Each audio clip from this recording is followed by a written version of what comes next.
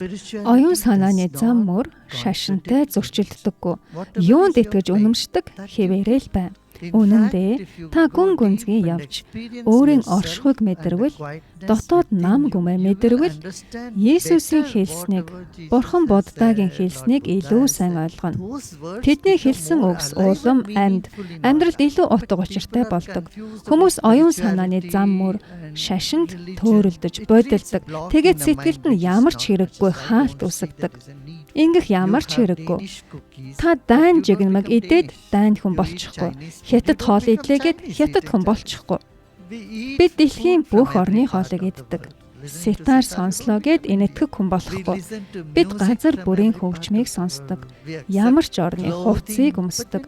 Харин мэрэгэн ухааны тухайд хүмүүст эдгээр саадууд гарч ирдэг.